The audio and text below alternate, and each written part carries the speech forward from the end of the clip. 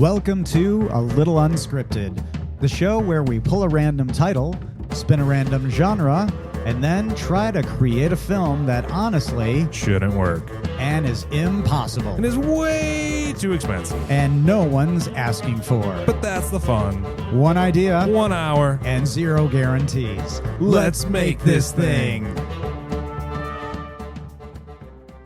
Good day. I'm Ryan. And this is Logan. And no matter what, we are going to make a movie today. Again, yet today. We're doing it. Again? You sound bored and upset already. No, definitely not bored. Are you out? No. I'm actually happy, cheery, and chipper about it. I'm ready. Again. It's the dream. Wait, how could you be sad doing that again? We were musing about our previous film. Yes. I believe we titled it, or it was titled for us. I should clarify. Yeah. Just North of Trouble. We were given a genre that we like. I think it was quite up our alley. It's funny. We were talking about how we hadn't been in our wheelhouse, and we got there. We did. So let me ask you, we reflected a little bit. Do you think we honored a genre we like, maybe even love, with what we made? I think it would be a fun sci-fi. I would say it reminds me of Surrogates. Remember Surrogates, Bruce Willis? Yes, yeah, I do. Yeah, I think it reminds me. It like gives Wall-E me in real life. Surrogates and or like Gamer. If anybody remembers the great movie Gamer, if you don't, my heart is I know. You should see Jerry V. You should see Ludicrous. Ryan's eyes. His eyes. If you had like the kawaii anime eyes, they just happened right there. Gamer so much. It's a great movie. Michael C. Hall, if I remember correctly. No, not Michael. Was it? Yes, amazing villain. Yeah, great Dancing. villain. Great villain. Kira Sedgwick. Remember, I was crushing on her recently and tried to force her in one of our previous movies. She's in it, and she's just spitfire. She's amazing. I think the whole cast kills it. I think it definitely flew under the radar because everybody's like, "Oh, it's just another." Do you think it was too violent? Because the sex is graphic. The sex is graphic. If you've seen it as many times as me, I haven't seen it in a while. You look at some honestly. people's like their name handles, in the simulation. Yeah, it's vulgar fucking shit, and it's there's one of those Newton's cradles of naked women in it. Yes, you know what I mean. There is. It's like it's the perfect fever dream. If I remember correctly, Terry Crews comes out swinging, right? Naked. Yes. Literally. Covered in blood. Yeah. Just his idea. Yeah. Madman. Like, yeah. It's perfect. It's perfect for me. It's a perfect movie. If you want to see it, it's on Ryan's recommendation. But the concept is really cool to me because it puts you into that sci-fi idea of, and it's not Hunger Games, but it's poor people or people with less than being forced to do horrible shit for the entertainment of the fucking rich. Yeah, I remember. Or for anybody, really. Yeah, if I remember correctly, we kind of tied Elysium genre kind of idea sci-fi into it. So I think we definitely hit the sci-fi. But the way that it's like The Sims for real is the most horrifying part of that movie, And knowing that people are doing it willingly and for money is not enough. It's so sad. The more you watch it and you're like, this is cool. And then the more you're sitting there and watching it and you're like, this is not as cool as you really think it is. Once the guy starts, dipping his waffles. That big, huge guy. I remember the scene. That changes the temperature. Yeah. Like when it cuts to that and you're like, and he's the one controlling his wife. Yeah. Yeah. It's definitely a movie that I think people forgot about and deserve the rewatch. It's amazing. I watch it a lot, and I have the Blu-ray of it, and that's another one that I have not taken the time to watch any commentary or, I should just do that. Prioritize these movies I love and watch all the special features. Indeed, sir. All right. Knowing that that's the vibe that we got, was there any recasting that we had thought in general? Recasting. Let me think about this recasting situation. Or director. I know that we had quite a few great named actors and actresses in this here movie we created. Well, let me say this. One of the wilder aspects of the movie was Leslie Nielsen. Yeah. As a bad guy off planet. I like that. I think as we like this corporation kind of guy. Against type. Carrie Elwes, remember, as the I forgot the beaten down forgot he was there. Yes, our beaten super fun. Yes, and not young Carrie Elwes, as great as he is. Yeah, at present. Yes, right now. Stranger Things, most recent, is the most recent thing I remember him from. That's actually, not to say that's his best, just like that's the most recent thing I remember him from. We'll put him from that. And this, essentially, that's a great archetype, right? That's a great. Isn't he a scientist? He was like the mayor. Oh, never mind. Yeah, he was the mayor. I'm thinking of Matthew Modine then, maybe. Yeah, you're thinking of somebody else. Interesting. Yeah. Okay, yeah. But I still like that because the idea of him just having to take all this shit from Linda Hamilton. Yeah. Linda Hamilton in her renaissance right now, right? Yeah. She looks great. She does. I mean, she has from the beginning. And always. I just remember what was made of Terminator 2 and the scene of her, lifting weights. If I remember like correct, a lady has arms. And I'm like, looking back on it, it shouldn't have been that big of a deal. It shouldn't have, but it was cool and it made her a real badass. I think from the first. If I remember correctly, because it's been a while, spoiler alert, for those who are in the know, it's been a bit, but like if I remember correctly, we even brought that up ourselves and being like, sci-fi is kind of a good place for strong female characters. Mm-hmm. I don't know why it's the groundwork for it. Yeah. If it's the sci-fi itself allows, that's where it can only happen. Yeah, it's the only place. It's wrong. Right, patriarchy. It's wrong for that to be the only place, but they definitely make some strong female characters. Yeah, and they can happen into that our world, last. Think about how many franchises are sci-fi with. Yeah, are still going, branched off to different things, still hanging on, still making money. That's rad. Yeah, so I think did we make a perfect movie? Maybe not, but I think that Jennifer Connelly, Tom Hardy, if I remember correctly, yeah, him having a Fight Club-esque clone battle thing is great. The clone battle? Yes, having it that happen. If you're hearing this is it's countdown bad from production Face value. Off. This is the timer from Face Off. Sorry about that. Are we about to explode? That's what's going to happen. We're about to explode. We're setting our timer. We didn't we got into it too live. Yeah, we're just a 2 live crew. But I agree with you. The idea that you could have Tom Hardy kind of reliving. Did we make that click to the movie where he plays the twins, the mafia twins? You know what I mean? Yeah. The but I can never remember the name of it, which is I my also problem. cannot. But it was the gangsters, the brothers from I forget their name because it was the title of the movie. If I remember correctly, dang, I'm really spacing on this. I feel so bad. This is great podcast. Yeah, we might have to cancel this part. Send us home. We've been canceled by ourselves. We done did it. Producers, the Shepherd's Hook came in. We got booed off stage. Boo-hoo. Right in the right in the middle of it. Well, I guess on that note, we should remind everybody that there are some rules to these shenanigans. Which is wild. Shenanigans don't have rules. How dare we apply rules to this? But if the shenanigans get out of control, they can become. I don't know what they can become. I don't know. They can become multi-shenanigans. So in 60 seconds, after we get a randomly generated, hopefully original movie title and a existing genre, we have to create a movie with a plot to conclusion. 3 acts we try to make as bulky a narrative as we can. Yeah, sometimes you need space to breathe, and sometimes I can at least provide the framework, and we can get there later. You all sexy people fill in the details. Ooh, yeah, make it better. When you participate, if you can make it better for us, I'd approve. We have to have a movie with a character, at least one character of a sort. Yeah, it's too weird to have no characters. We've not stretched the bounds of that particular tenet of the show. I don't know what could be no character movies. I don't know. We may get there if we have to cross into the Twilight Zone. This film needs a Capitan at the helm, so a director. Somebody to guide this ship home. And again, we're a little fantastical about this. So some people are dead. Some people are in a period. We have anybody that our brain can conjure. So anytime, anywhere. So far, we got at least 100 years to draw on. Right. And where maybe it's like we like this director when they're strongest or in this period of time. So again, not trying to be too upsetting with it. And I think Logan's most exciting part of the show, my favorite. And it's really growing on me too, is we have to come up with a tagline. I think the movie tagline for the movie poster, just because you got to see it on the movie poster. The suits need to be appeased. They know this thing's got to be. Somebody's got to come see this movie. Asses in the seats, y'all. Somebody's got to sell it. All right. So why don't you do the genre? Do you have the genre? I think I got the genres. And I got the genres. all right. So our numbers, and we have to find a way to make this more exciting. Yeah. Is our genre is 9, and our number between 1 and 100 is 64. Ooh.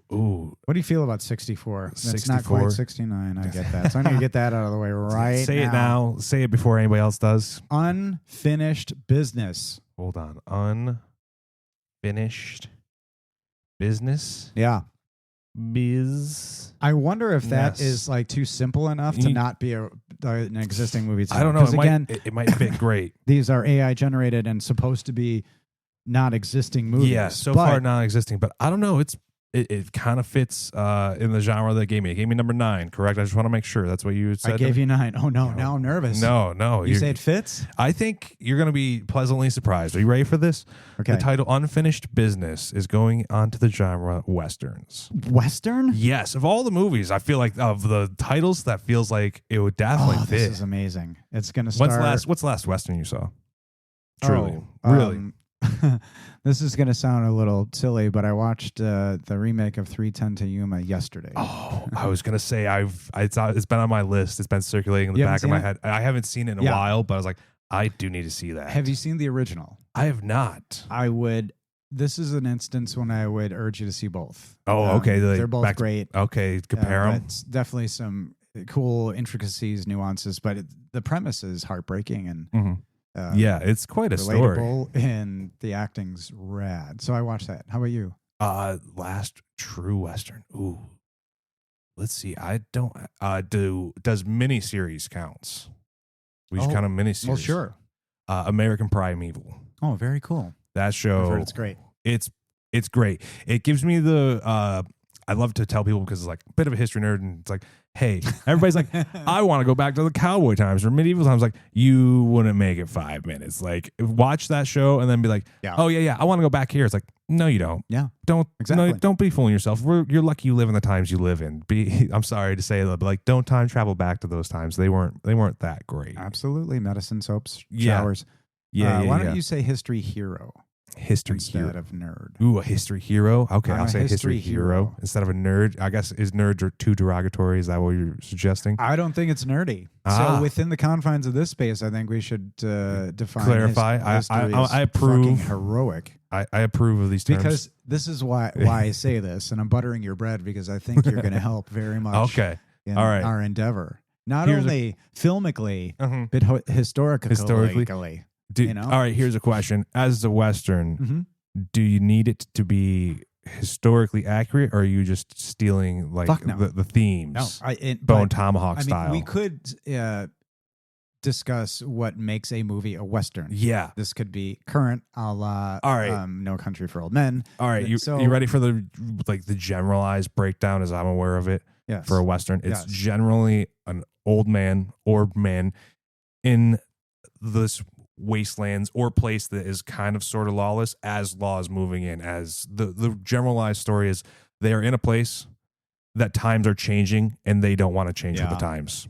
Tends to go for all of it. Like even I would say like a neo-Western is a movie that follows those parameters, but you don't know is a Western. Right. Like the superhero one, probably the best would be the movie Logan.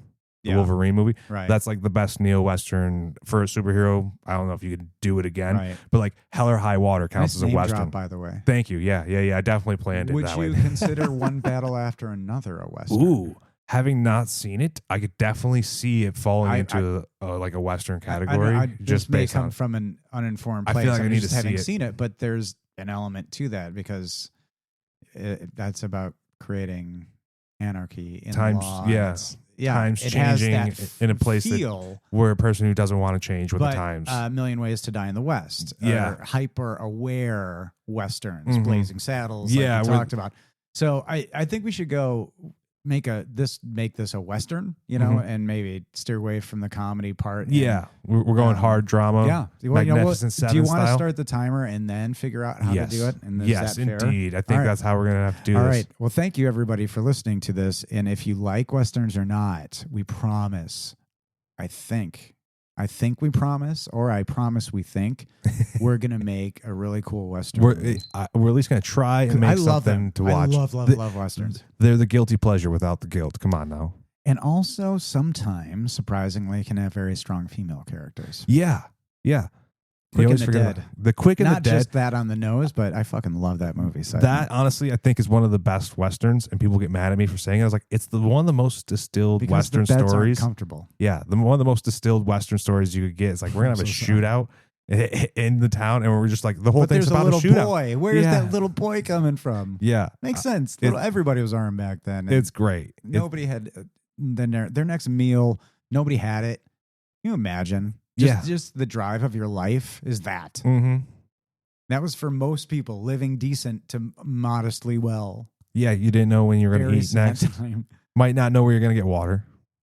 Let's say you are the head of a film studio and you're told to make a Western called Unfinished Business. Mm-hmm. Do you care if it sells? And what do you want to make? Ooh. You know? Are you making... Yeah, they're back in. You know, is it about, a historic character or a unique profession within that area? I feel like this could definitely, not to steal any of the thunder from that is Unforgiven, but we could definitely kind of run in the vibes of like the Unforgiven bit. Unfinished Business feels like, I don't know, older gentleman or lady later in time, kind of, sort of, right? Unfinished Business, something's happened. If we got to finish it, what's the thing? Betrayal? Going to a movie called Unfinished Business and there's no like resolving something, people would feel a little ripped off. Yeah. So we're gonna finish the business, I think, is the whole point of this movie. Should Tom Cruise be in it as an interesting nod to risky business? No, as our nod to Young Guns. Young Guns. Did you know he's in Young Guns? He's in Young Guns? In he's in a scene of Young Guns? Yes, Tom Cruise? Yes, sir. Tom Cruise is in Young Guns. He was in when you watch it back, he's in like the final shootout of the first movie where like they're in the house or whatnot. Okay. And like there's this one dude who has like a really large mustache. Okay. And they zoom in on him. That's actually Tom Cruise. He was there visiting like Emilio on the day of. Yeah. And they're like, you want to be in this scene? And he's like, yeah, dude. And so then like they put him right in the center of frame, zoomed in. He probably wanted to do like 9 stunts, and they're you gotta stop. Yeah, probably. He's like, let everybody know that it's me, Tom Cruise. So, oh my God. Yeah. I like the idea of it, again, having business to finish. Mm-hmm. And what's great is there's so much fucking business to attend to in the Old West. Yeah. Well, name it. You got to fucking deal with something. Who was I just talking? I think I was talking to one of our friends, Glenn, about that kind of stuff. About like, people forget, it's like, Get Out of Dodge was like legit. Like, you showed up and it's like, there's nothing else around. Like, you didn't just like show up and like cause a ruckus and it's like, oh, by the way, like, let me just skedaddle. It's like, no, like, you need to go. Like, keep going. Don't stop. Right. You know, like there was a time when like that was a thing. Is there any interest in making a movie that's about the inventing of something that happened around the West? Ooh, now that could be fun, because I mean, we do often forget that like Edison and Tesla did exist, right? You know, like the movies that started becoming prevalent was like around this time. Like, you know, movies are over 100 years old. To me recently, like, well, you have to forgive my grandfather.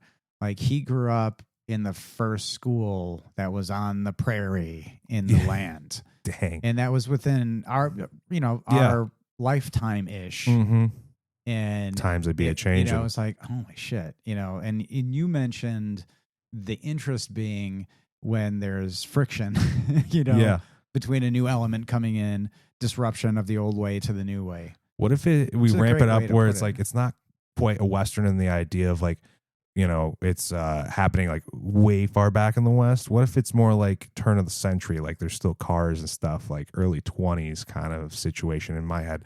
I don't know why. I'm fascinated by that. Because that's because like there's the age of like cowboys existing all the way up until like, and not to say like only cowboys existed out there, like they don't exist anymore, but like the idea of like this. Well, what about A Grudge that started way back when between two, and it's lasted into a like a new age, but you still consider it a Western because it has this edge to it.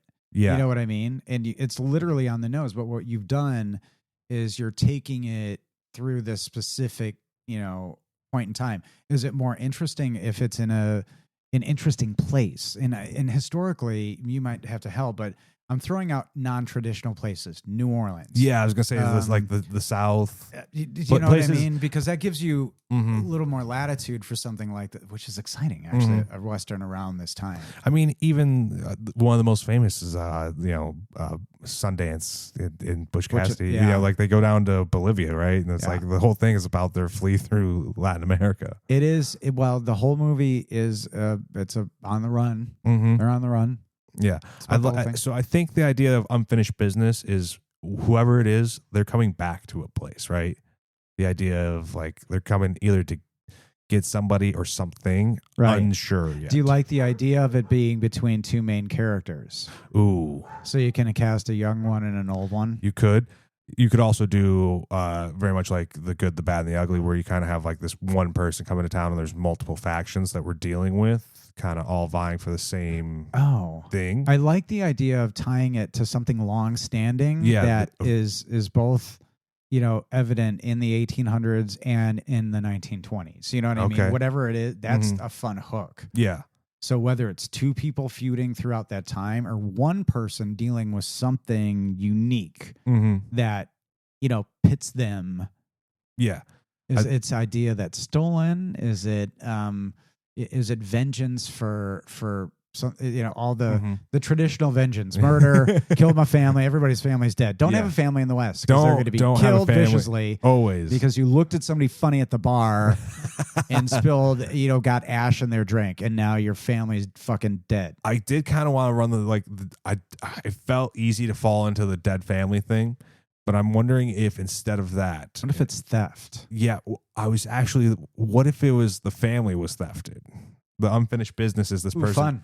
Yeah, like fun. Like whoever, if it's a husband potentially, let's just say, being the man that we are. Let's say it's a man living the ultimate fantasy, go rescue his wife, much like Django Unchained, you know. But instead of her being enslaved, the idea is like in my head that like she's from a prominent family who like fled the life or something like that. Yeah, and like great. Hey, awesome. They took the wife and the child and like they kind of left him for dead. And it's like, hey.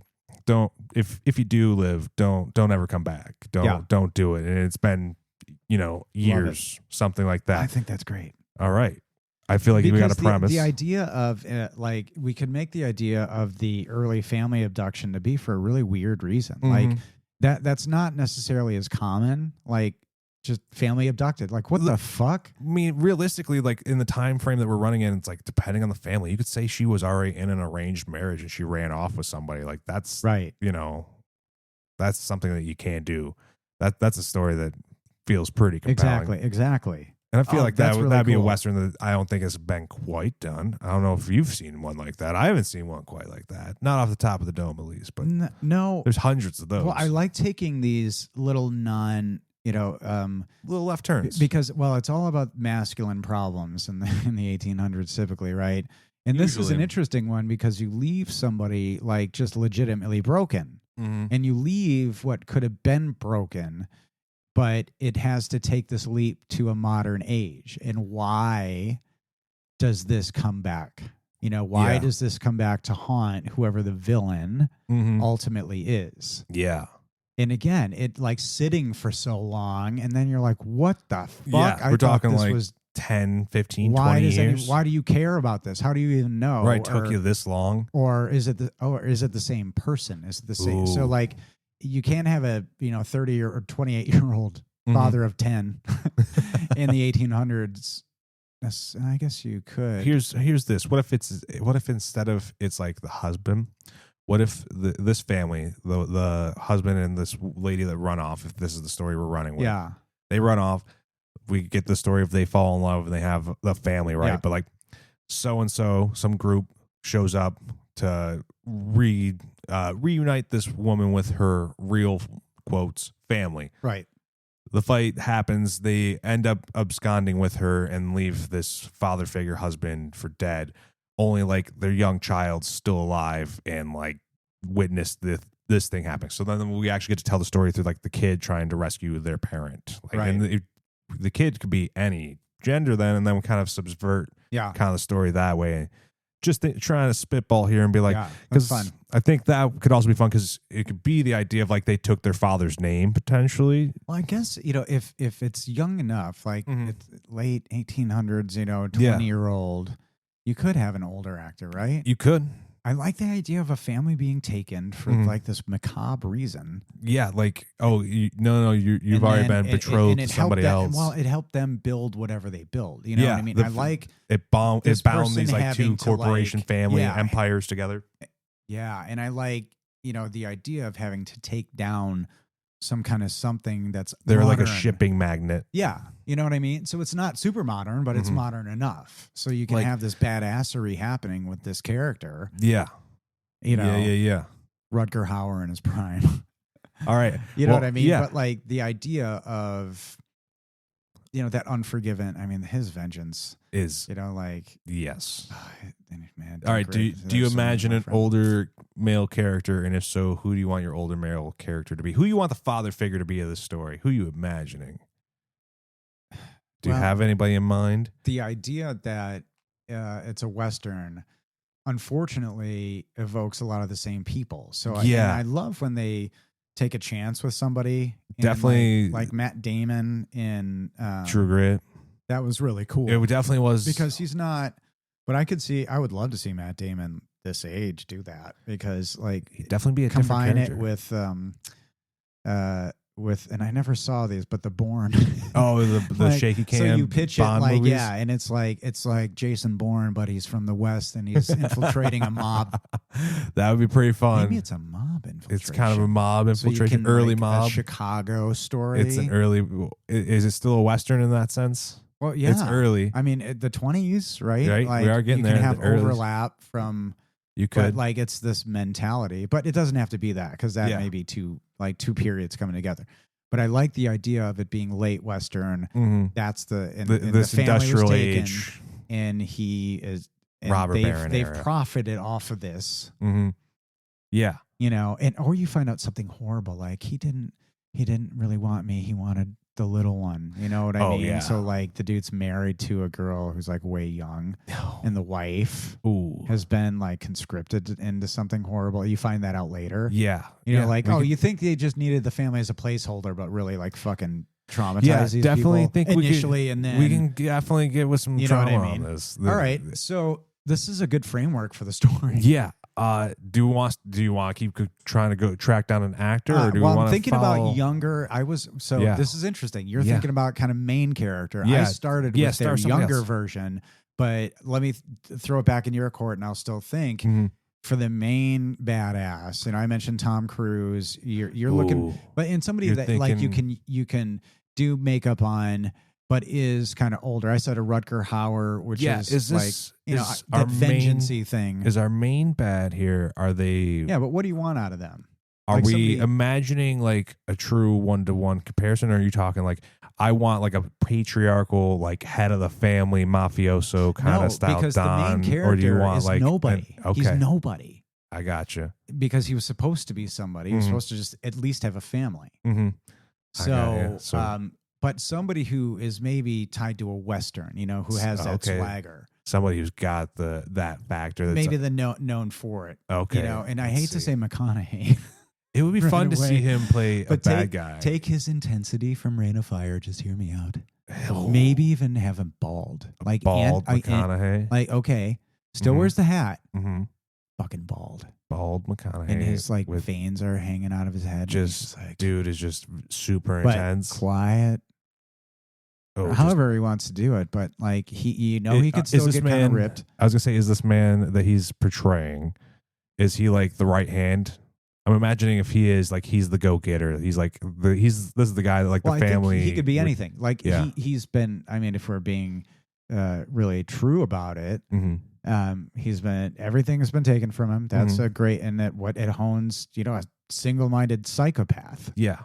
And so you have that to lean into, because but it's the Western, and he's cool, and he's sitting around and he's watching this industrial revolution start to happen. He may, I think it's cool if he's, cooler with native people, with black people. Okay. So you really show how evil things are getting and gotten.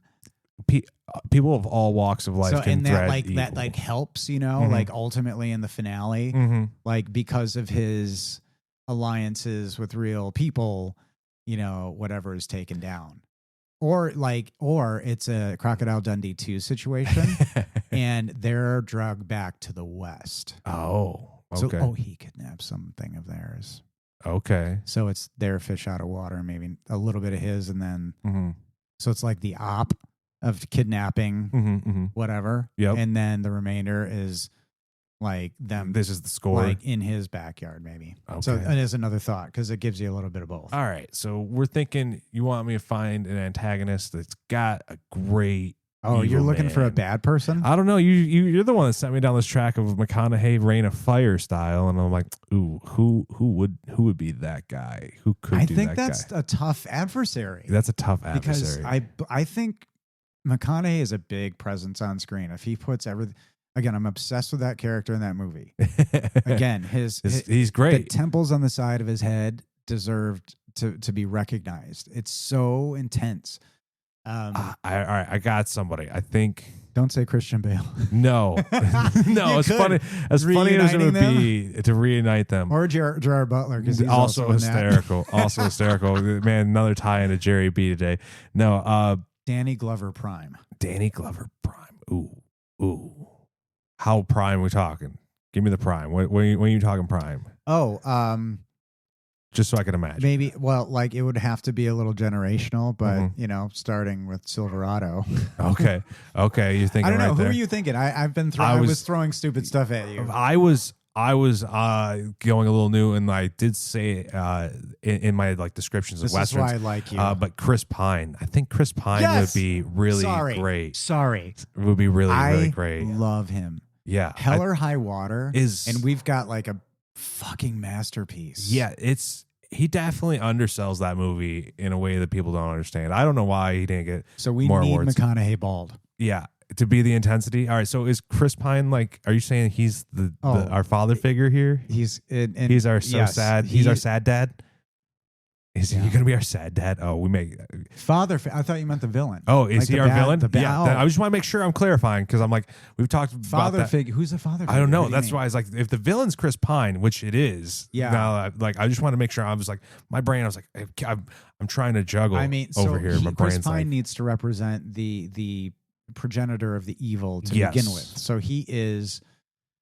With makeup, however the fuck. All right, you know, here's is kind of the idea. The main descendant who is the target of this 1920s thing. I think what we need to do is we need to bring in a bit of historical context, like the Pinkertons are an agency that still exists.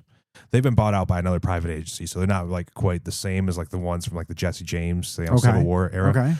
Used to protect the president, but they still exist. But like they're still a private agency. But they actually there's a law in the United States that they're not allowed to work with the United States of America because they do some shady stuff. So really? So as an agency, they're tied more to the job than anything else, and they'll like quote unquote do anything. And I mean like. Anything to kind of get the job done. That means like blackmail, extortion, all that kind of stuff. Wow. Yeah. And this started like in the 1800s. So it was like we could theoretically have him be like a Pinkerton or Pinkerton-esque agent who's like his whole job is like, no, I'm hiring you to bring this woman back. I don't care what the job requires you to do. I don't really know much. I'm sure there's some content about that, but I think the idea of that is really fun. Yeah. I just like the idea of a lie in wait. Like, and again, at a certain point, progress was progressing pretty fast. Yeah. So, if you've watched Deadwood, they talk about that where they're like in the show Deadwood, because like at one point in the early season, they're out in the middle of nowhere. Then as time goes on, like in the last season, I think they're like the future's here because telegram lines started making it to Deadwood, and it's like before they were in the middle of nowhere, they were miles from anything. There was no quote unquote law because it didn't exist. But then it's like now we got telegrams coming in, and it's like I can reach anywhere in the world within a couple of minutes. It's like insane. And then I like those benchmark moments, not only in history, but if they film them right, you're like, holy shit, yeah. So Chris Pine as our private investigator, bad guy, just is he like suave, or is he just like cold, menacing, just like says nothing and just stares at you with his blue eyes? think we need to counter McConaughey's Reign of Fire situation. Yeah. And everybody loves Chris Pine smooth, man. he's pretty smooth. You know? He's got that I think factor. he needs to be shirtless. For little. sure. This is going to be a beefcake fest. It's a Western. I'm It's here okay. for it. But Pine needs hair. Okay, He needs, long like, hair. Maybe like needs bottle hair. shock long, like long. Yeah. He's going to be wearing a cowboy hat. Don't worry, everybody. He's going to be wearing a hat. It's But okay. like it'll be out of place even for that time. Yeah, just he's long and shaggy, Like, Chris what Pine. the fuck? Yeah, I can see And it. he's clearly doing his own thing. Yes, sir. Yeah, he's just the man. He's going to be terrifying. Yes. On-screen presence will be terrifying. Yes. But menace, like Yeah. charming, but you know. I'm that, kind of like, getting the vibes of Daniel Craig in Last Road to Perdition. Like, I can see it. Whoa. Yeah. Great pull. Yeah, I was don't know why I'm thinking that. of Leo and Django. Oh, okay, yeah. Jesus. Both. I mean, so scary, intense. Like, don't even know how they did it on the day. Yeah, You know. it truly. All right, so But Chris Pine is he's capable of so much, as is Matthew McConaughey. yeah. All right, so him and Matthew McConaughey just as these two intense, almost bounty hunter PI So kind of these characters. These are our people. These are they the both villains, or they're just both? No. Want to make sure. This is why I'm like, we're McConaughey's making our it hero. live on the spot. He's our hero. So we have a super intense. So he's a happy-go-lucky, lovey guy. Matthew McConaughey. Him and his family have fled. Do we want young McConaughey cast, or do you Ooh. want to just like ADH him? Is it more better use of our time and budget? I think Is there anybody you can think of that really is? they could play a young McConaughey. He's going to be bald. I mean, I don't think it'll he matter needs too to much. start out with hair. Yeah, So you do need to see a young version of him at some yeah. point. I think you could definitely flash back into. It would definitely be a case where we find a similar looking actor Okay. to portray So him. if we figure it out, we can figure it out. Yeah. That's great. Yeah, if we could think of somebody that'd be like, let's do it. How about young Will Poulter? Just cause. He could do it. Why not? Will Poulter would be a great young Matthew McConaughey. Do you know what? Can we use him as himself in a double role? Oh, Like, he grows up.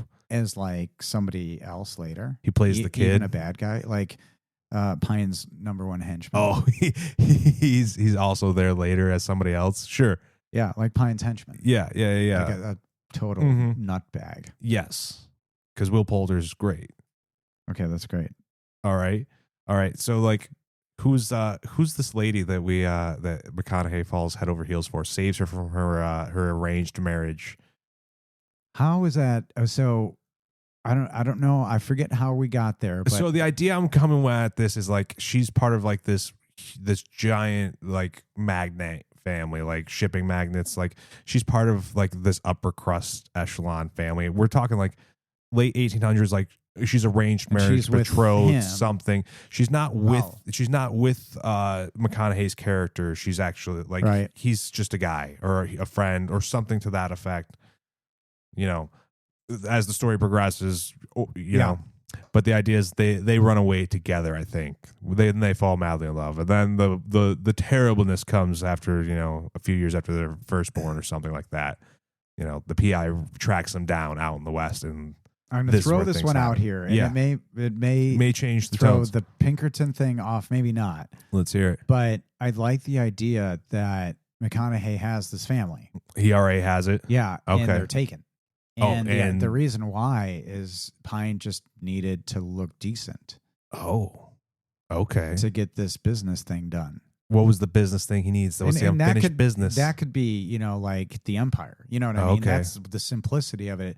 It's just like, I am a raging psychopath. and he just I needed just needed some people to act like a family for a little bit. it just did it. And then he kept them. Oh wow. You know, I got fond for the little one. You know, like you find. That sorry, would be terrible. but that's what I was saying earlier. Yeah. Like, you Okay. think he's Now going that to you just, said it, like- he's going to take the wife and raise the daughter. Uh-huh. No, like you find out later. Oh my God, He's just the wife is like, you know, cast off to a brothel. You know, horrible stuff, right? Yeah. So, but you can find it out later. Okay. But it's enough to know that his family was taken. Mm-hmm. But to find out the kind of banality of the reason. Yeah, or like for the no reason randomness other of than it. just like I 'cause. just needed them. They looked all right. and you don't All right. mean anything. Here's like, a question. That's the thing. Like, you just don't mean anything. All right. And that's the thing. I think I know how you could set this up. Are you ready for this? I Yeah. think the idea is like wherever they're living at, McConaughey's character has gone off to like do a supply run or something like that. God damn it. And then I'll be back in 3 months. or they're like a couple of days in that time They frame. need anything, you tell me now. Yeah, and when he comes back, his wife and child have been taken. Yeah. That would be And quite a story. like, Unfinished so business. He's got to like figure this out. Yeah. And you can cut to, but like these are the important pieces of this story. But the ultimate deal is he is back, and he's waited the whole time. Figured this thing out, and it took him some time to figure and out. what could happen is the bulk of the rest of the story could happen in 1920s-ish time. Or again, I suggested one idea is that you can mash them, and part of his plan is to take something of Pine's, kidnap somebody, like he doesn't want whatever. So Pine ends up as this giant in the empire. 1920s, what businesses are typewriter, whatever. Right. Like he's done something, and it's gotten him these deals throughout the years, but he just needed to look like a proper citizen. So somehow, and he kidnapped a whole family to do it. And he's just a fucking psycho. He created a whole family persona based around this family and became like an outstanding. I couldn't make person. a holograph, like. And that's in some, I mean, unless that's too stupid, but the simplicity of it and it's how so evil simple. The banality of it, I think, is really great. I do like the evil banality because that is pretty evil. I don't know if it's quite the tone, and like, but I like the banality. And I'll poke holes in it. Like, who, in order to do business, makes you show that you have a family? I don't know. Like in the West, it was proper. Like they liked propriety. So his whole thing is he's had to suppress the fact that he's a fucking demon this whole time. He just and it started with this thing, and he's done other things. We can expose that, and he's a bad guy. But this thing, taking the family, which could be part of other things, to present this front, that isn't there, that helped him gain the trust of somebody else. Blah blah, and there could be like marrying off or whatever. Like, I married her off.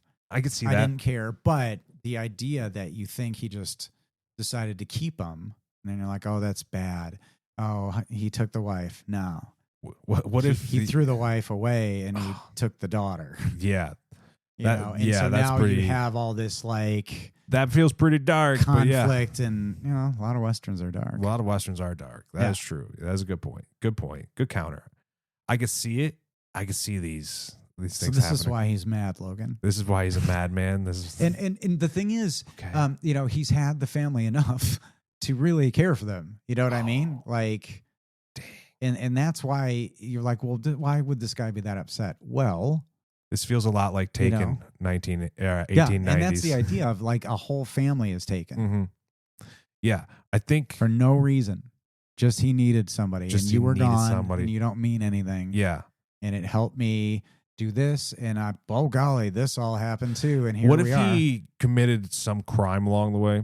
Like, just to say, like, he robbed a bank, or like somehow the family ends up being complicit. No, the Chris Pine's character. Okay, like he abducts his family, they commit a crime, and then they also become complicit. So his thing's like, look, you can't go back. You're also wanted. Like, you're kind of stuck with me, and it's like that would be. Well, I mean, back then I could see it. You could just kidnap a family and terrorize them enough. Yeah. And after disappear, enough time, be gone. They either kill themselves or go crazy, and that's life now. Yeah. All right. So, like, they're made to, comply, or like, and the threat is your dad is dead. Yeah. Like, and they'll think like they're gonna go back, and then eventually they're like, oh, you're not letting us back. All right. To change gears slightly. Yeah. Do we have somebody you want to direct this thing? Somebody you think that it's not exclusively Westerns focused, but could do a Western. Stephen King. Stephen King, the director? I was like, oh, he only directed one movie. It's very well known about that. Well, this is really challenging because the look of this is going to set a lot. Kind of varied. There's going to be real locations. There's going to be, tech needed. There's going to be cities. Yeah. A little, like city-ish, period cars, set decorations got to be super spot on. I'm trying to think of movie. His gears, I see him turning. Yeah, I'd love to chug. I mean, I have a big name, a giant name. Well, don't say Clint Eastwood. We can't. No, I wasn't going to say Clint Eastwood, but he's too burdened. But I do have a name. But it's like what it if seems too you easy give of a something layup. like this to Spielberg? Like make it a. Would you get out of my brain? Because I was going to throw Spielberg at this. I was honestly on the same wavelength. I was going to say, I think this feels like a Spielberg movie. Like get edgy, but we need your. Sense of wonder and fantasy. I think we need the epicness, the scale of this to be. I can't believe we've gone to Spielberg. I can't. It's so early in this amalgamation of a show. We've gone to Spielberg. Well, not to say we can't come back to him, but I think that I don't know. I feel like this feels like let's have him wait in the our waiting room. Yeah, we'll put him on the couch. We'll take the meeting potentially. Yeah. Steven, is it? Can you send Kate in here, please? Miss Capshaw, is it? Oh, she's converted. No. I'd love for Kate Capshaw Prime to be in this as the saloon singer. If we're getting Spielberg, we're getting her. Let's see. I don't know if that's true anymore, but if I could, I don't know. How about Catherine Bigelow? She'd probably do a killer job in this Western. Ooh. Yeah. Didn't she direct The Quick and the Dead? No, Catherine Bigelow? That would be Sam Raimi did The Quick and the Dead. Did he really? Yes, sir. That's... Wow, no wonder that's such a good movie. Yeah, tight, quick-paced.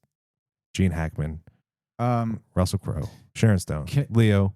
Can I stop with the tremendous excitement over Spielberg and say Bigelow immediately? Yeah, you want to dial in on Catherine Bigelow? Yeah, I think she can make it grit as gnarly as we need it. 100%. Great job. Yeah, that's a great one. I think, again, another writer-director. Yeah. It seems to be the trope that we like these writers directors. I think we really like having somebody with an actual vision for this thing that we are pitching to them. Well, holy cow, that's great. We've hit some kind of basic tropes of people and things that we need. I keep remembering that Taylor Sheridan is the one who wrote Hell or High Water. Yeah, he's definitely got the Westerns on lock in the last but it's very decade, modern. 15 It's very modern. There's nothing wrong with being modern. It would definitely fall under a neo-Western. Not to say that that's not a Western, that's just new Western. That's all. That's all I'm saying. It's slightly different. It's Westerns for a new age. Catherine Bigelow, full creative, license here. Chris Pine, Matthew McConaughey, top of the game. Who do we see as this mother figure? You keep going to father and mother figures. All right, who is this? Are you revealing something? Am I throwing something? I just seems like this. Who else is gonna? Okay, you need. Who else is McConaughey going to chase down if it's not like his wife / mother of his child? Wilford Brimley should be in this.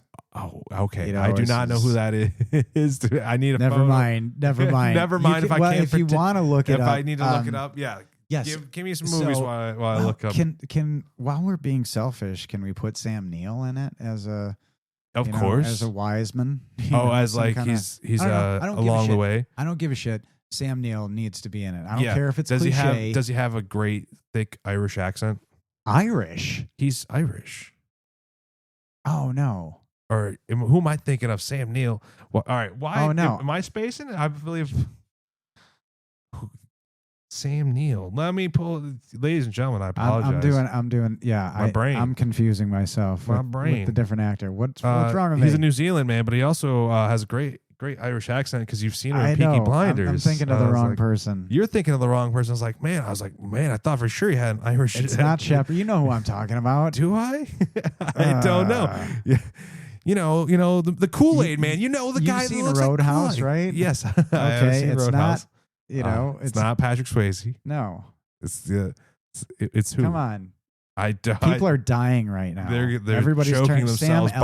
Sam Elliott. Yes. Okay. Sam Elliott in another Western, of course. Of course, as the wise wandering shaman dude. McConaughey's dad. McConaughey's dad. He finds him somewhere out in the wilderness. No, he's been there the whole time. He's been there the whole time. He's got fucking. I can't believe they went to town together. That's what it was. I had this conniption over Sam Elliott. I don't know. Sam Neill's pretty great, so I mean, I'm down for that too. Don't be kidding yourself. Okay, is he Chris Pine's dad? I think he's the mafioso boss, Sam Neill. Sam Neill. Sam Thank you for Neill's- helping yeah. me with that. Yeah.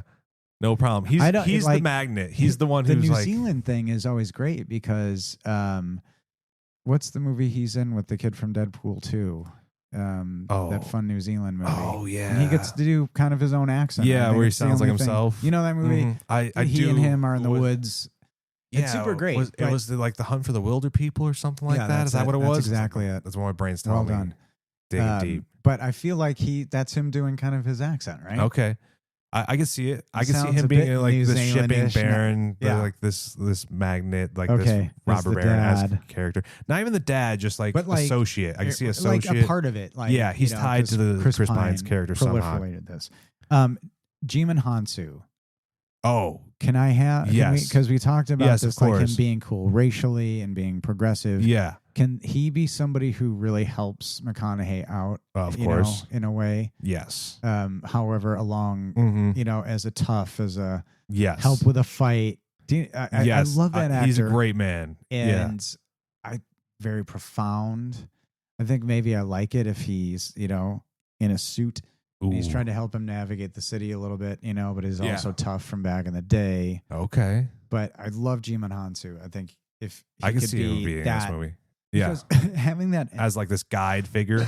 yeah, and having, Not the wise shaman that Sam Elliott's going to play, but and having, you know, the element of Chris Pine, you know, being a terrible, Mhm. appropriate of the time, racist, misogynist, yeah, just piece clearly of junk. just horrible.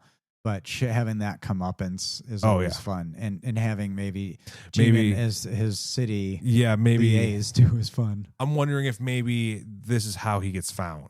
Like something like Yeah. there's an altercation with Jim and Hounsu, if I Yeah. say it correctly. Yeah. Like those two men get in an altercation and like shit goes sideways. But then like eventually, like a day or two later, McConaughey shows up and he's like, "Hey, I know this guy that you're looking for." Well, it Something to is that kind of effect. fun. We've been alluding to this being a long-term plan of McConaughey's the whole time, Mm-hmm. which I like Jimon Hansu being a linchpin to it. But what does he take? What Ooh. Is it a family member? Is it tit for tat, eye for an eye? Does he kidnap somebody else? And does Ooh. it like precipitate something in the city? You know, is our finale in the city or in the Wild West, or Ooh. like at the confluence of both? Yeah, like it's they have like some estate out west You know, or something something. that's being built The at vineyard. the time. They're building their It's vineyard dead out there. sick. The vineyard. Yeah, there's some like vineyard that they're being held at or something to that effect. Finale at the fucking vineyard. Yeah, I can see that. That's fantastic. Some giant You can have compound. so many good, like interesting, We got to have a wine shootout, getting right? shot, yeah, you know, and the whole priceless last 30, wine. 40 minutes is a shootout, right? That's unique, I think. Yeah, Shootout at the vineyard. yeah, that sounds what fun. a pompous ass Chris Pine is. And it's a great nod to Bottle Shock. Okay, Shout out to that movie. So he takes McConaughey's wife is if I'm still remember correctly, or I'm globbing onto that. I'm not sure yet. But he takes Chris Pine, takes the family. Uh-huh. Uses them somehow. Yeah, to present a false front, get, you know, Okay. to gain favor, and eventually that leads to his success. Okay. And then like And he was meant to give him back, Mhm. but he doesn't, and he tosses the wife aside or something, keeps and the kid. he marries or like indentured married the teenage kid. You know what I mean? Yeah. Not too gross, but gross enough. We definitely are going to be implying some stuff Yeah. here. Yeah. So who is the lead actress who's Yes. got Who gets to deal with this terrible Chris and Pine? see, there's the thing: we don't have a love interest, and Mhm. that's not uncommon because he's ultimately it's a granddaughter, Yeah. or it's his daughter. Never Yeah. mind. I keep Yeah. forgetting it's not generations. So it's essentially his daughter. He's not, you know, and he does, you know, essentially rescue his wife. hmm Oh yeah, I keep forgetting these aren't like decades later. It's the same people. Yeah, it's the same people. So yeah, who's Chris the wife? Pine shows up, Yeah, takes sorry. McConaughey's wife Yeah, and but family. yeah, forgive me. Yeah, I was like, I was in like, sci-fi still. Yeah, I was like, Okay. we switched on me. I was like, hold on, my brain started Forgive slipping gears. I was like, where is he taking You're me the on one. this roller You're the coaster? It's like, so who Chris is the Pine love? shows up. Who's the love? Yeah, because otherwise McConaughey is just rescuing somebody. If it's not his wife and kid, like I don't know Yeah. what his motivation I factors are. There's a lot of blonde in this movie already, so I'm maybe looking towards a brunette individual. All right. Sandra Bullock. We already did Sandy B movie. Yeah, I don't know. yeah, Not to say we can't cast you know what? Sandy Forgive B. me. You're right. And As that, great that as she tells is, something about me or about us as society. Like we love her. She's a star for a reason. Yeah. I like the idea of somebody who is the opposite of McConaughey's. Well, you know what? Actually, I like the idea of McConaughey starting out being soft and being hardened. Mm-hmm. So maybe this is more of a hardened character. You know what I mean? Because if he's softer to start, she's somebody tougher like Charlize or Sigourney Weaver. I could see both of them.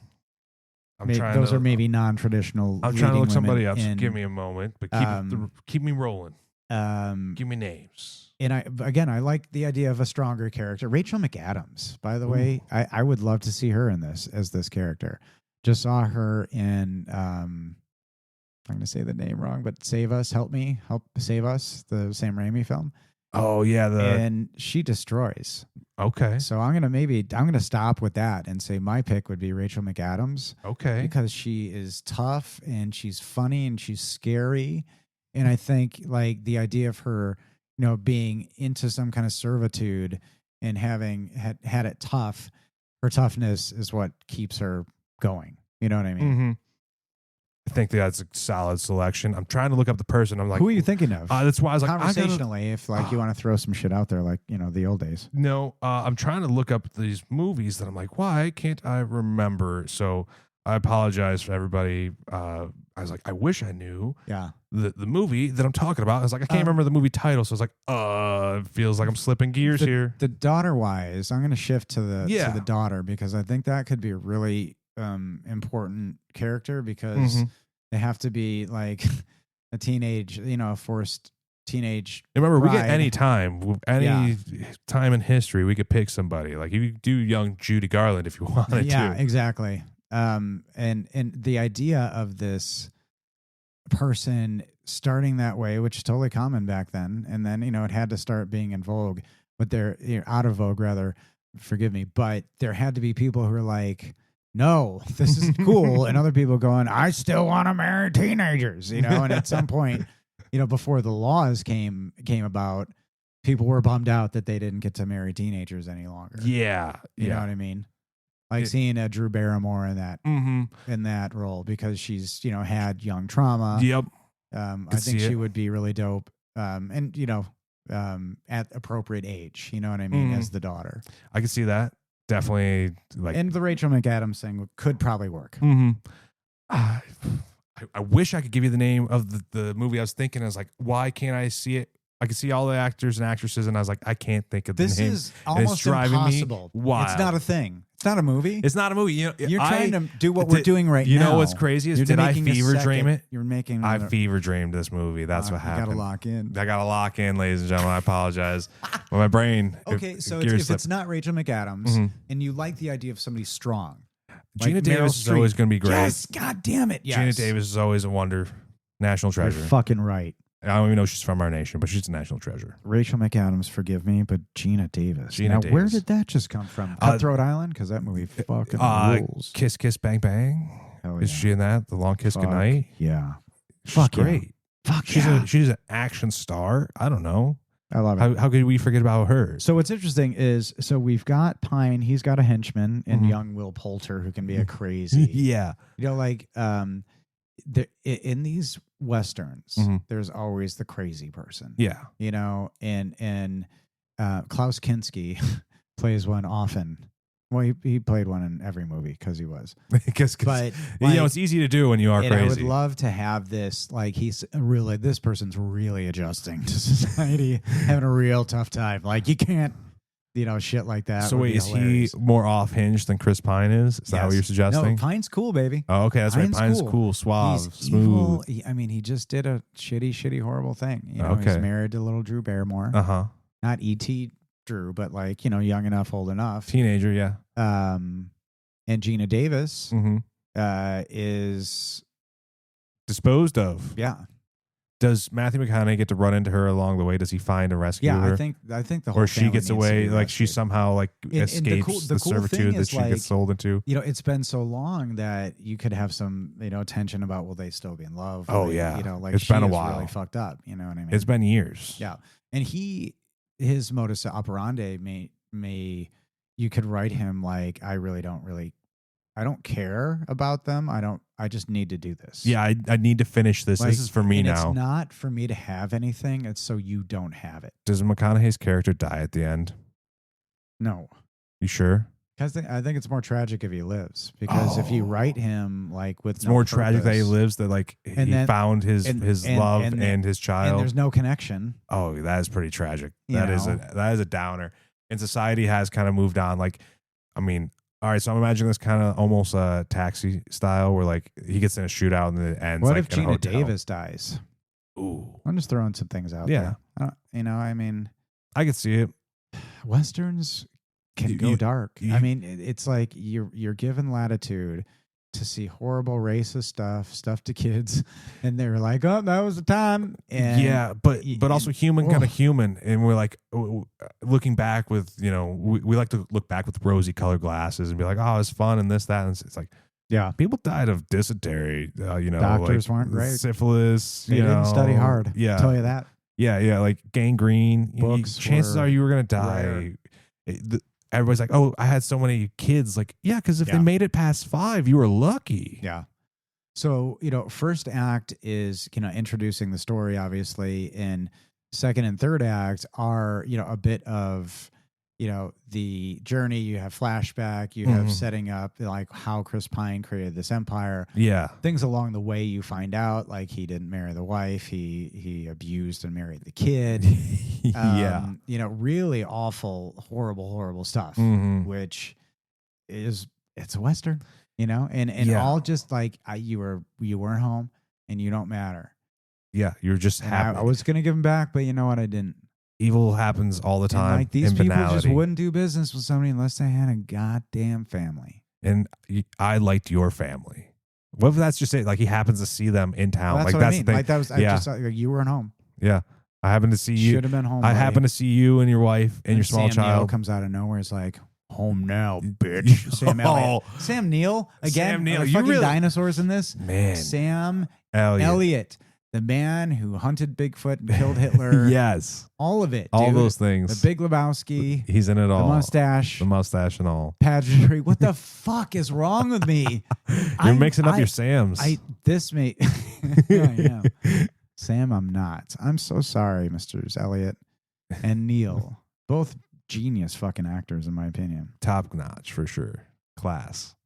Do you want somebody like Ennio Morricone doing the soundtrack? Do you want the traditional spaghetti western? I think you gotta go. Do you want a modern thing? What do you think? Roaring 20s, Bugsy. No, I think I think you could do that when you get to places like when we get to like the shootout. I mean, we could definitely have a jazzy scene. I would like it to feel westerny, like Jerry Goldsmithy, James Horner. More feels like this has this acoustic feel to it, right? Oh, acoustic. Yeah. Say more about that. Oh, I don't know. I just feel like woodwinds, acoustic guitars, things like that, just acoustic. It doesn't feel, not to say that it's drab or dreary, it just doesn't have the percussion we would expect it to have. I thought you meant maybe like a cappella singers. Like acoustic guitar and maybe songs. Yeah. And that's kind of what I'm thinking. A traditional score. Yeah. Bruce Broughton did the soundtrack to Silverado. Silverado is a pretty good soundtrack. Like has upbeat and it has the traditional cadence. It may be too upbeat and sing-songy, but he's somebody who I'd like that as a. He could do our theme. Is it going to be a traditional Western that we need a theme song? We're going to have like a whole theme for the last credits. Oh, that's a great question. Something like that. Are we going for that corner? Because it feels like we're pretty dark and drab. Like we like to steer into the darkness, ladies and gentlemen. I don't know if you've caught that yet, but we like that bit. Also of note, and I'm looking these up, Lenny Niehaus did the score for The Unforgiven. Ooh. Of course, we already admitted that it would be like this. Kind of does feel like it would follow. I would like it to be quieter. Yeah, I think that I feel like that's something we like learned that. from the spaghetti westerns. Yeah. Like sometimes the sound just of the world itself is enough. Well, yeah, and that's the thing. It's not about what that can kill you. It's what you don't know. Mm-hmm. But Unforgiven is not necessarily starting out as a revenge movie, but it becomes one. You know what I mean? Yeah. That's what makes it great. I'm really into that. And it looks like Lenny Nyhouse, let's see, has done a lot with, oh, wow. I think is Clint Eastwood's person. Clint Eastwood's guy. Yeah, is he on lock? Top 4, Bridges of Madison County, Space Cowboys, Heartbreak Ridge, Unforgiven. This is the guy. If we can't have Clint Letters Eastwood, we better have him. Mystic River. Oh, the Two Jakes. Ooh, speaking of, that movie rules. Do you know the Two Jakes, that movie?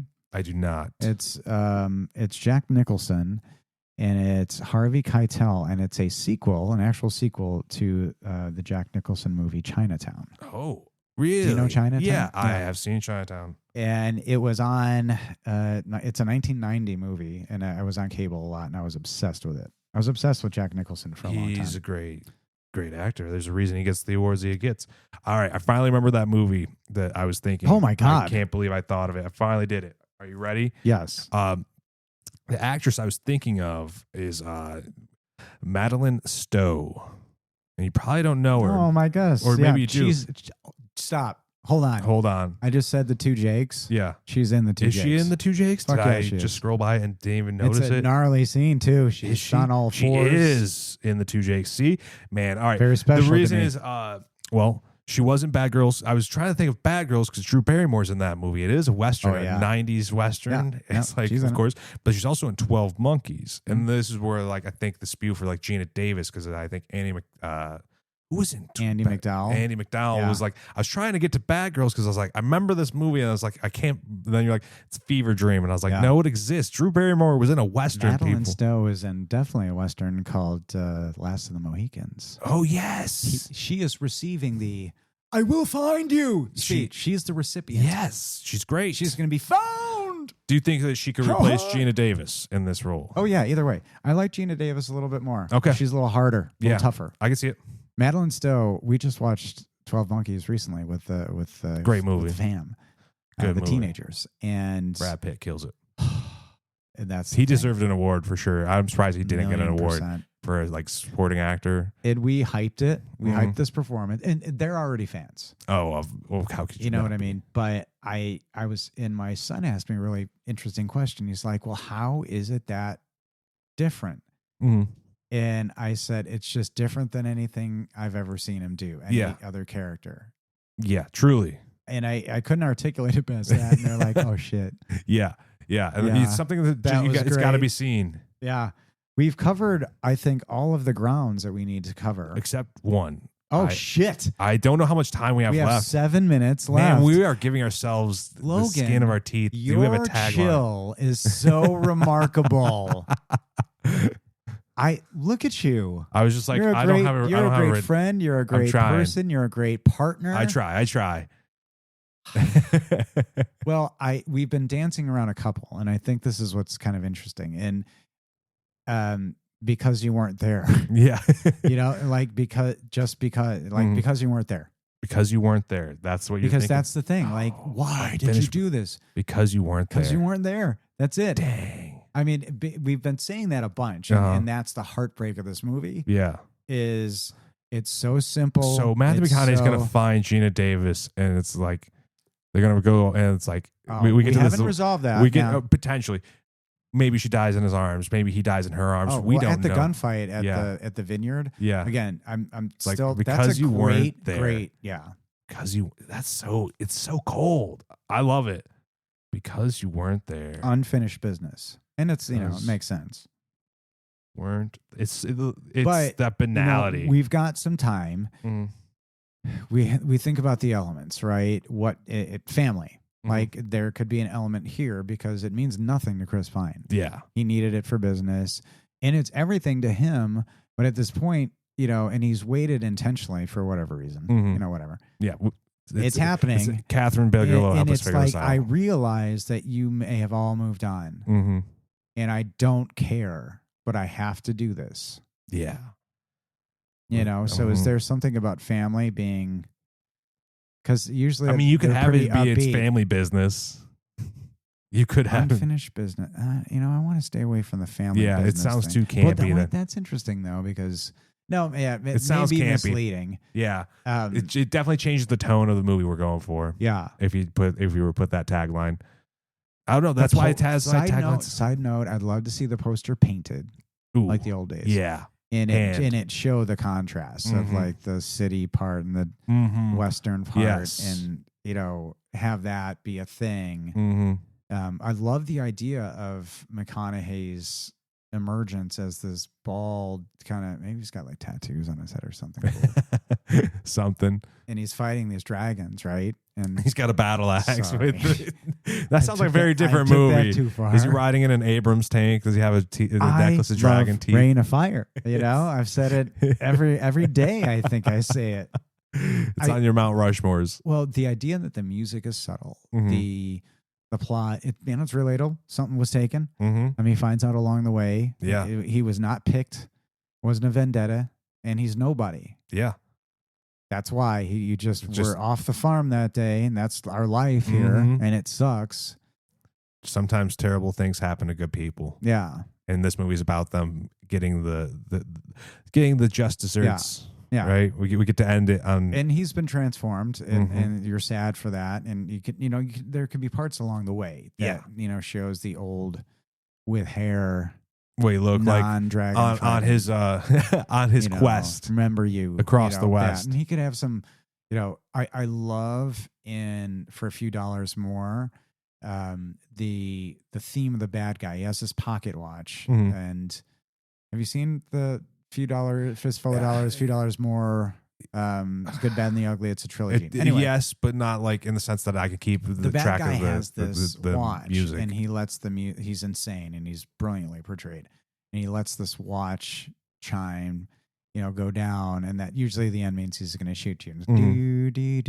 Yeah, now that you do it, now I can remember it. And I'd love to have there just be a sting of that. That it happens between the kid area, just to remind you that there was a kid involved, to keep the you got to keep that tension ramp. Barrymore. Yeah. Little alien I can see in a that. closet. We can have a nod to E.T. A little gray stuffed animal in the back. What is that? Well, this movie's going to be dark and it's going to be fun. Is it going to resolve anything? I don't know, but there's going to be a shootout at a vineyard and I'm down for that. But because you weren't there, is that okay? Do you think? I think it actually ties in pretty well. It gives away nothing without giving away. Yeah, I guess it gives away a little bit, but it's like not until you see the movie. Yeah. Or you listen to this podcast. If you listen to this podcast, sorry, spoiler, we ruined the movie for you. Golly, didn't we? You should have watched the movie. But the thing is, you made it with us. I'm going to immediately, when we're done, contact the Sam Elliott estate and apologize for my gaffe. And you're going to apologize to Sir Sam Neill?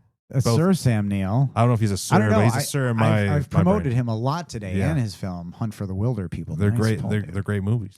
They both are great stars. Here's the thing. Good Sams. I think we did it. There's a minute and 48 seconds left. I think we covered all of our bases. Well done. Would you, just right in the moment, how are you feeling about this kind of movie?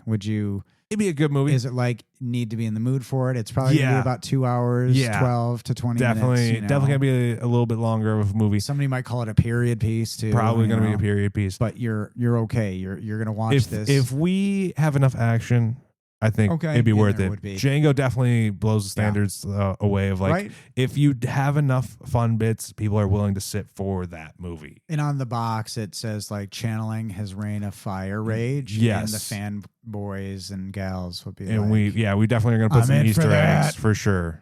For sure. I'm embarrassed to say, maybe outside of the Gunslinger, I'm going to have to look up how many Westerns McConaughey's been in. His nickname is the Dragon Slayer in this movie. We have inside jokes. We've done it. We've done it, ladies and gentlemen. Do you hear us, people who can make movies? We'd love to hear from you. We would love it. Are appreciative that you listen. And if you do make movies, reach out to us and tell us about it. We'd like to hear that. Shoot us an email. Tell us you want to hire us to make movies. We would gladly make a movie. Oh, yeah. We'll be a gleeful part of one if you'd like it. I would sit in a writer's room and help you come up with a movie. Would you help me come up with a movie? Yes, and It sounds like we're doing it already. it does. It's what we do. Hey, Logan, I think we should have somebody advocate on our behalf. Somebody, please. Yeah. Yo, get at us. Hollywood. Somebody